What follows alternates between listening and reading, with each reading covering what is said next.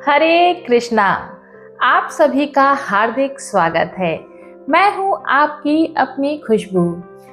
जब जब संसार में धर्म कमजोर होने लगता है, जब मनुष्य मोह, क्रोध, अहंकार और दुखों में उलझ जाता है, तब भगवान अपने भक्तों को राह दिखाने के लिए कुछ विशेष अवसर प्रदान करते हैं।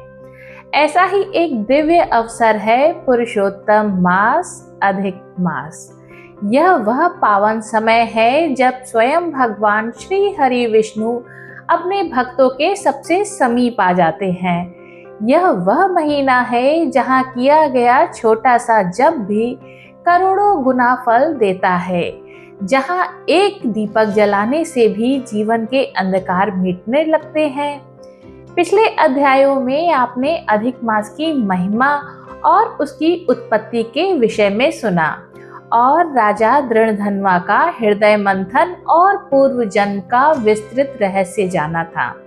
और आज हम उसके आगे के बारे में भी जानेंगे। आज हम लेकर आए हैं अधिक मास महात्म्य का अत्यंत सुंदर, हृदय को छू लेने वाला तृतीय अध्याय।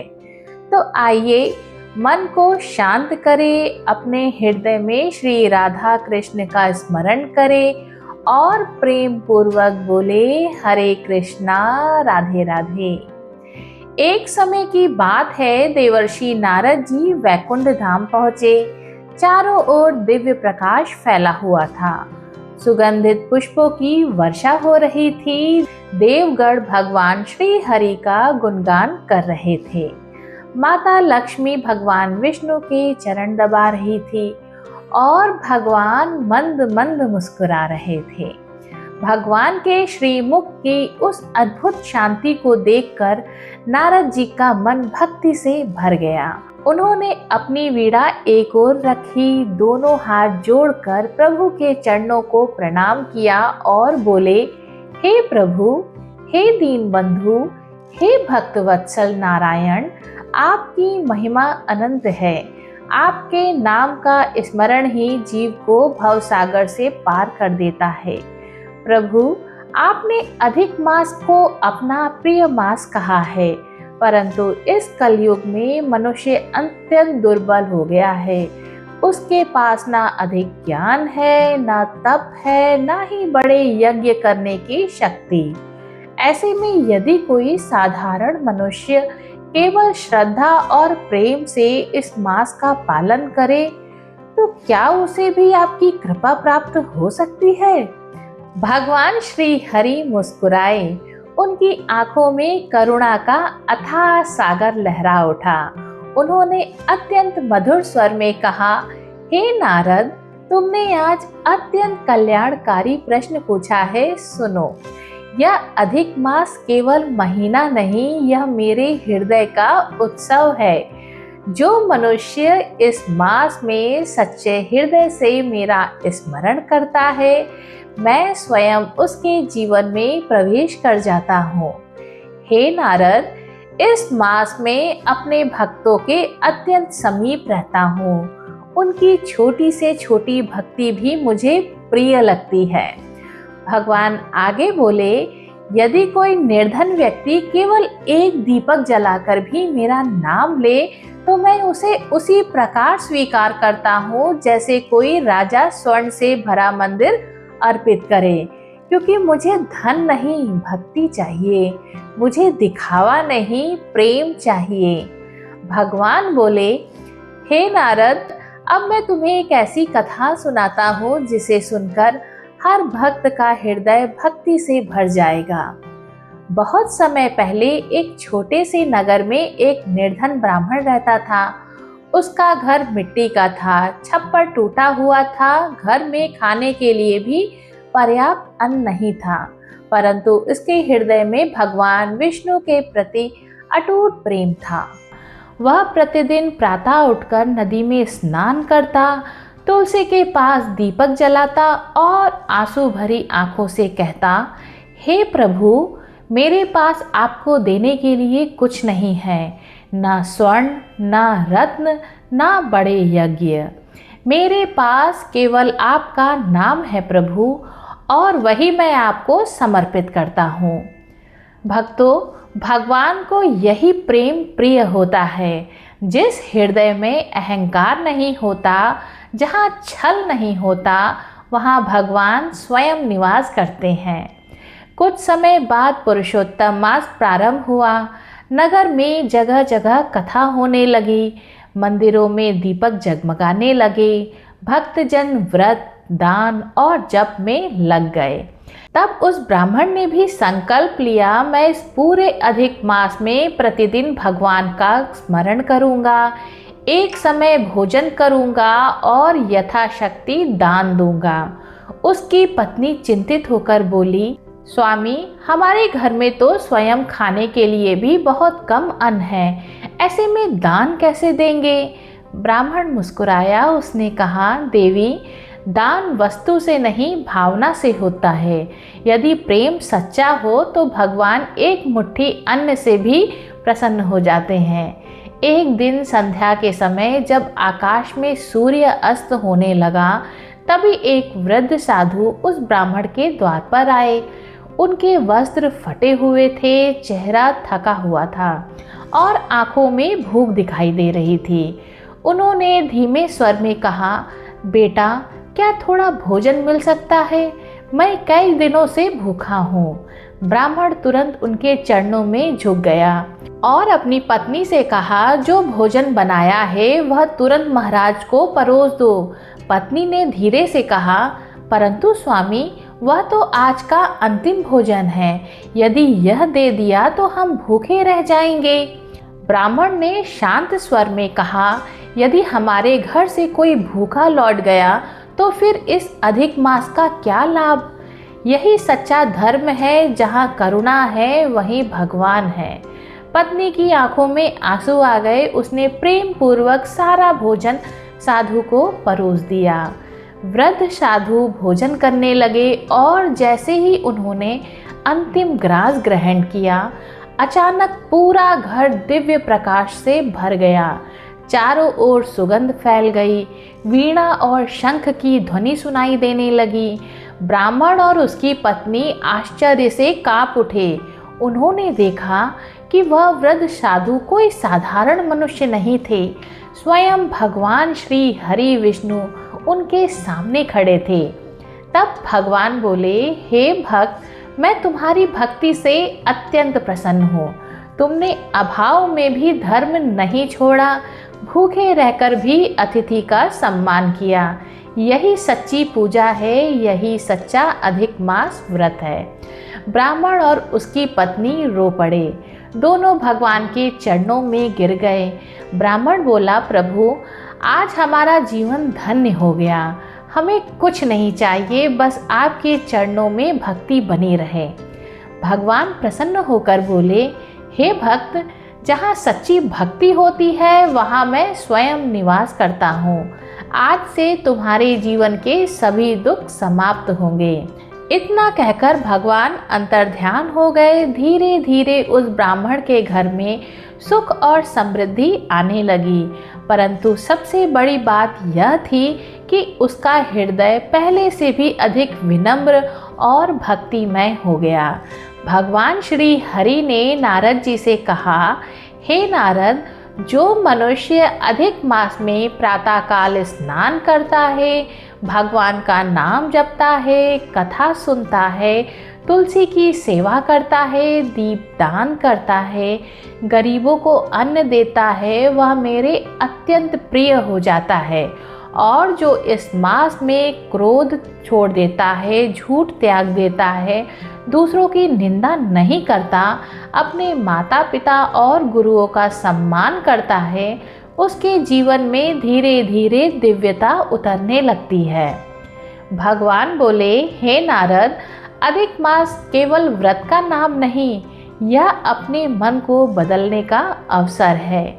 यदि मनुष्य इस एक महीने में अपने भीतर प्रेम, दया और भक्ति जगा ले तो उसका पूरा जीवन बदल सकता है। इसके पश्चात ऋषिगण बोले, हे महाभाग, नरक मित्र नारायण नारद के प्रति जो शुभ वचन बोले वह आप विस्तार पूर्वक हमसे कहे। सूत जी बोले, हे द्विज सत्तमो, नारायण ने नारद के प्रति जो सुंदर वचन कहे हैं वह जैसे मैंने सुने हैं वैसे ही कहता हूँ, आप लोग सुने। नारायण बोले, हे नारद, पहले महात्मा श्री कृष्णचंद्र ने राजा युधिष्ठिर से जो कहा था वह मैं कहता हूँ, सुनो। एक समय धार्मिक राजा अजातशत्रु युधिष्ठिर छल प्रिय धृतराष्ट्र के दुष्ट पुत्रों द्वारा द्युत क्रीड़ा में हार गए। सबके देखते देखते अग्नि उत्पन्न हो गई। धर्मपरायणा द्रौपदी के बालों को पकड़कर दुष्ट दुशासन ने खींचा और खींचने के बाद उसके वस्त्र उतारने लगा। तब भगवान कृष्ण ने उसकी रक्षा की। पीछे पांडव राज्य को त्याग काम्यक वन को चले गए। वहां अत्यंत क्लेश से युक्त वे वन में फलों को खाकर जीवन बिताने लगे। जैसे जंगली हाथियों के शरीर से बाल रहते हैं, इसी प्रकार पांडवों के शरीर में भी बाल हो गए। इस प्रकार दुखित पांडवों को देखने के लिए भगवान देवकी सुत मुनियों के साथ काम्यक वन में गए। उन भगवान को देखकर मृत शरीर में पुनः प्राण आ जाने की तरह युधिष्ठिर, भीमसेन, अर्जुन आदि प्रेम विह्वल होकर सहसा उठ खड़े हुए और प्रीति से श्री कृष्ण के गले लगे और भगवान कृष्ण के चरण कमलों में भक्ति से नमस्कार करने लगे। द्रौपदी ने भी धीरे धीरे वहां आकर आलस्य रहित होकर भगवान को शीघ्र नमस्कार किया। उन दुखित पांडवों को मृग के चर्म के वस्त्रों को पहने देख और समस्त शरीर धूल में लगी हुई थी। रूखा शरीर, चारों तरफ बाल बिखरे हुए द्रौपदी को भी उसी प्रकार दुर्बल शरीर वाली और दुखों से घिरी हुई देखा। इस तरह दुखित पांडवों को देखकर वे अत्यंत दुखी हुए। भक्त वत्सल भगवान धृतराष्ट्र के पुत्रों को जला देने की इच्छा से उन पर क्रुद्ध हुए। विश्व के आत्मा बाहों को चढ़ा गुरेर कर देखने वाले, करोड़ों काल के कराल के मुख की तरह मुख वाले, धधकती हुई प्रलय की अग्नि के समान उठे हुए, होठों को दांत के नीचे जोर से दबाकर तीनों लोकों को जला देने की तरह ऐसे उद्यत हुए जैसे श्री सीता के वियोग से संतप्त भगवान रामचंद्र को रावण पर जैसा क्रोध आया था। उस प्रकार से क्रुद्ध भगवान को देखकर कांपते हुए अर्जुन कृष्ण को प्रसन्न करने के लिए द्रौपदी, धर्मराज तथा और लोगों से भी अनुमोदित होकर शीघ्र ही हाथ जोड़कर उनकी स्तुति करने लगे। अर्जुन बोले, हे कृष्ण, हे जगत के नाथ, हे नाथ, मैं जगत के बाहर नहीं हूँ, आप ही जगत की रक्षा करने वाले हैं। हे प्रभु, क्या मेरी रक्षा आप न करोगे? जिनके नेत्र को देखने से ही ब्रह्मा का पतन हो जाता है, उनके क्रोध करने से क्या नहीं हो सकता? यह कौन जानता है कि क्या होगा? हे संहार करने वाले, क्रोध का संहार कीजिए। हे तात के पात, हे जगतपते, आप ऐसे महापुरुषों के क्रोध से संसार का प्रलय हो जाता है। संपूर्ण तत्व को जानने वाले, सर्व वस्तुओं के कारण वेद और वेदांग के बीज आप साक्षात श्री कृष्ण हैं। मैं आपकी वंदना करता हूँ। आप ईश्वर हैं। इस चराचर संसार में आपने उत्पन्न किया है। सर्व मंगल मांगल्य है और सनातन के बीज रूप हैं। इसलिए एक के अपराध में अपने बनाए हुए समस्त विश्व का आप नाश कैसे करेंगे? कौन भला ऐसा होगा जो मच्छरों को जलाने के लिए अपने घर को जला देता हो? श्री नारायण बोले, दूसरों की वीरता को मर्दन करने वाले अर्जुन ने भगवान से इस प्रकार निवेदन कर प्रणाम किया। सूत जी बोले, श्री कृष्ण ने अपने क्रोध को शांत किया और स्वयं भी चंद्रमा की तरह शांत हो गए। इस प्रकार भगवान को शांत देखकर पांडव स्वस्थ हुए और प्रेम से प्रसन्न मुख एवं प्रेम विह्वल हुए। सबने भगवान को प्रणाम किया और जंगली कंद मूल फल आदि से उनकी पूजा की। नारायण बोले, तब शरण में जाने योग्य भक्तों के ऊपर कृपा करने वाले श्री कृष्ण को प्रसन्न जान विशेष प्रेम से भरे हुए नम्र अर्जुन ने बारंबार नमस्कार किया और जो प्रश्न आपने हमसे किया वही प्रश्न उन्होंने श्री कृष्ण से किया। इस प्रकार अर्जुन का प्रश्न सुनकर श्री कृष्ण क्षण मात्र मन से सोचकर अपने सुहृदय पांडवों को और व्रत को धारण की हुई द्रौपदी को आश्वासन देते हुए वक्ताओं में श्रेष्ठ श्री कृष्ण पांडवों से हित कर वचन बोले। श्री कृष्ण बोले, हे राजन, हे महाभाग, हे विभत्से, अब मेरा वचन सुनो। आपने यह प्रश्न अपूर्व किया है। आपको उत्तर देने में मुझे उत्साह नहीं हो रहा। इस प्रश्न का उत्तर गुप्त से भी गुप्त है, ऋषियों को भी नहीं विदित है। फिर भी हे अर्जुन, मित्र के नाते अथवा तुम हमारी भक्त हो, इस कारण से हम कहते हैं। हे सुव्रत, वह जो उत्तर है वह अति उग्र है, अतः क्रम से सुनो। चैत्रादि जो 12 मास निमेष महीने के दोनों पक्ष, घड़ियाँ, प्रहर, त्रिप्रहर, 6 ऋतुएं, मुहूर्त, दक्षिणायन और उत्तरायण, वर्ष, चारों योग, इसी प्रकार परार्थ तक जो काल है, यह सब और नदी, समुद्र, तालाब, कुएं, बावली, गढ़िया, सोते, लता, औषधियाँ, वृक्ष, बांस आदि पेड़, वन की औषधियाँ, नगर, गांव, पर्वत, पुरियाँ, ये सब मूर्ति वाले हैं और अपने गुणों से पूजे जाते हैं। इनमें ऐसा कोई अपूर्व व्यक्ति नहीं है जो अपने अधिष्ठान देवता से बिना रहता हो। अपने अपने अधिकार में पूजे जाने वाले सभी फल को देने वाले हैं। अपने अपने अधिष्ठान देवता के योग के महात्म्य से ये सब सौभाग्यवान हैं। हे पांडुनंदन, एक समय अधिक मास उत्पन्न हुआ। उस उत्पन्न हुए असहाय निंदित मास को सब लोग बोले कि यह मलमास सूर्य की संक्रांति से रहित है, अतः पूजने योग्य नहीं है। यह मास मल रूप होने से छूने योग्य नहीं है और शुभ कर्मों के अग्राह्य है। इस प्रकार के वचनों को लोगों के मुख से सुनकर यह मास निरुद्योग, प्रभार रहित, दुख से घिरा हुआ, अति खिन्न मन, चिंता से ग्रस्त मन होकर व्यथित हृदय से मरणासन की तरह हो गया। फिर वह धैर्य धारण कर मेरी शरण में आया। हे नर, बैकुंठ भवन में जहाँ मैं रहता था वहाँ पहुँचा और मेरे घर में आकर मुझ परम पुरुषोत्तम को इसने देखा। उस समय अमूल्य रत्नों से जड़ित सुवर्ण के सिंहासन पर बैठे मुझको देखकर यह भूमि पर साष्टांग दंडवत कर हाथ जोड़कर नेत्रों से बराबर आंसुओं की धारा बहाता हुआ धैर्य धारण कर गदगद वाणी से बोला। सूत जी बोले, इस प्रकार महामुनि बद्रीनाथ कथा कहकर चुप हो गए। तब नारायण के मुख से कथा सुन भक्तों के ऊपर दया करने वाले नारद मुनि पुनः बोले। नारद मुनि बोले, इस प्रकार अपनी पूर्ण कला से विराजमान भगवान विष्णु के निर्मल भवन में जाकर भक्ति द्वारा मिलने वाले जगत के पापों को दूर करने वाले, योगियों को भी शीघ्र न मिलने वाले, जगत को अभय दान देने वाले ब्रह्म रूप मुकुंद जहाँ पर थे उनके चरण कमलों की शरण में आया हुआ अधिमास क्या बोला। इति श्री बृहद नारदीय पुराणे पुरुषोत्तम मास महात्मने तृतीय अध्याय। इस प्रकार तीसरा अध्याय पूर्ण हुआ।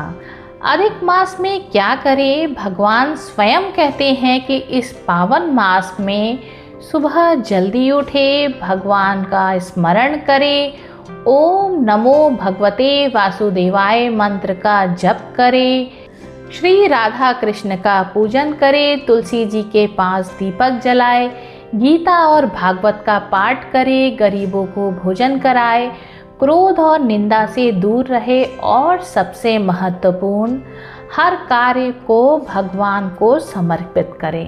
नारद जी यह दिव्य कथा सुनकर भाव विभोर हो गए। उन्होंने हाथ जोड़कर कहा, प्रभु धन्य है यह पुरुषोत्तम मास, धन्य है आप जो इतने सरल उपायों से भी अपने भक्तों पर कृपा बरसाते हैं।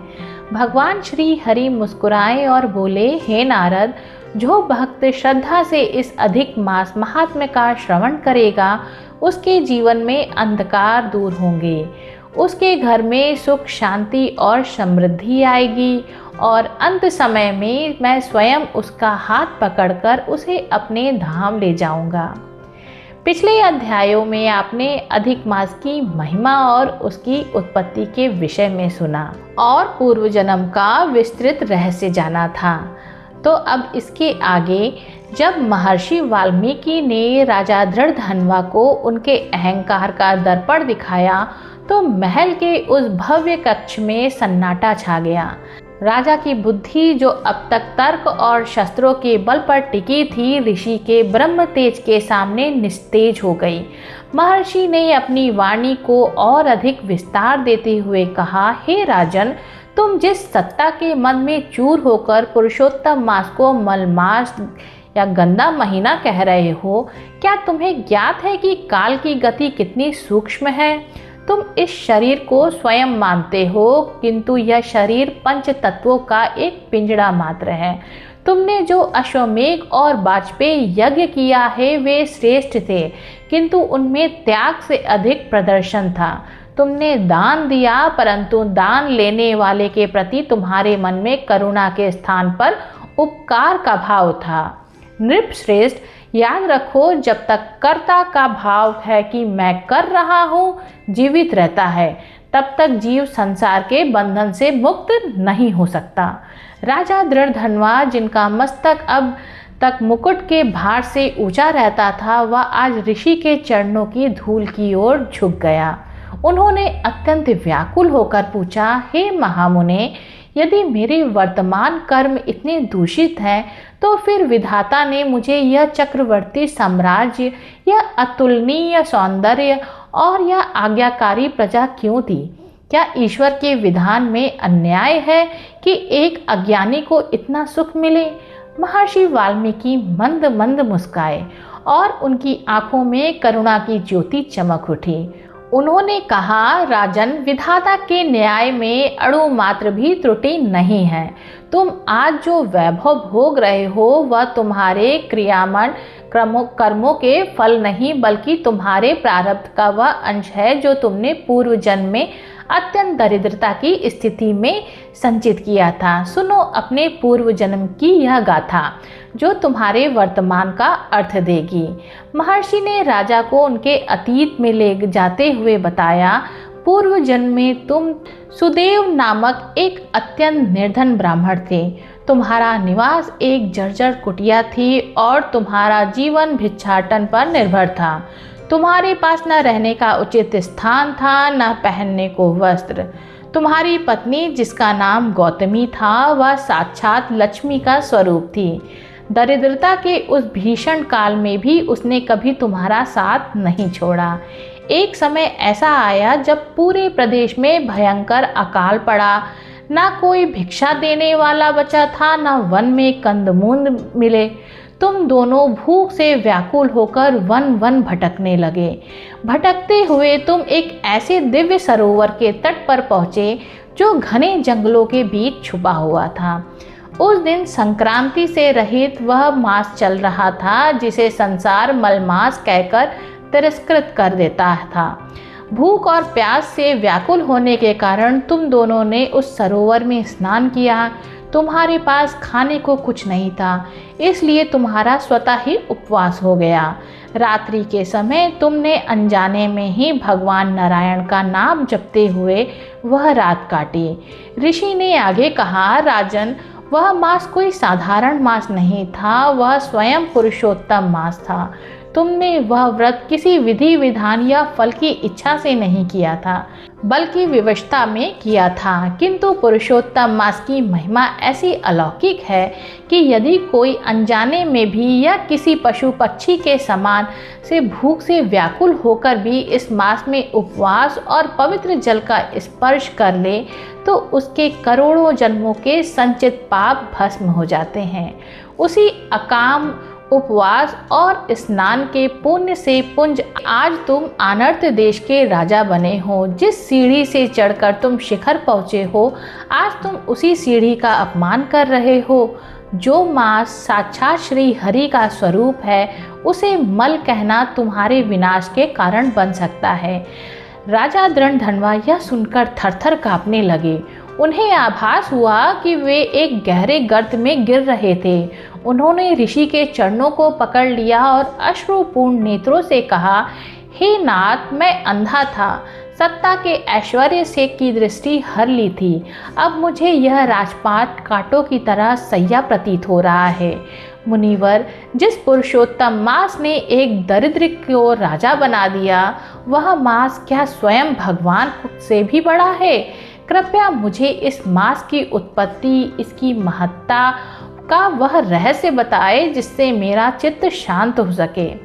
महर्षि वाल्मीकि ने राजा को उठकर हृदय से लगाया और कहा, पुत्र, अब तुम ज्ञान के पात्र बने हो। इस संसार में काल ही ईश्वर है। जब यह मास दुखी होकर बैकुंठ गया, तब स्वयं भगवान विष्णु ने इसे अपना नाम देकर पुरुषोत्तम बनाया।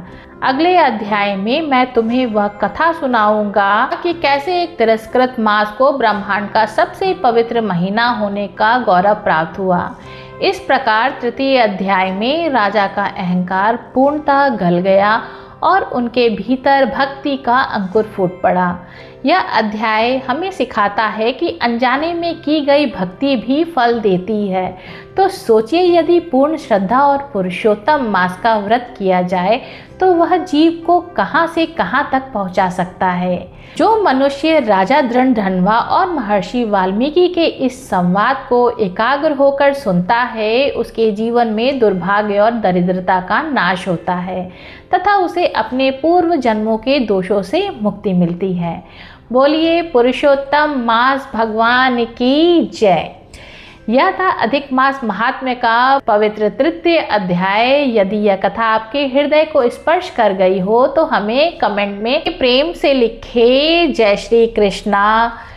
भगवान श्री हरि आप सभी के जीवन में सुख, शांति और भक्ति का प्रकाश भर दे। वीडियो अगर अच्छी लगे तो वीडियो को लाइक कीजिए, शेयर कीजिए और हाइप कीजिए और हमारे परिवार से जुड़ने के लिए चैनल को सब्सक्राइब अवश्य करें। फिर मिलेंगे अधिक मास महात्म्य के अगले अध्याय के साथ। तब तक के लिए जय श्री कृष्णा। राधे राधे।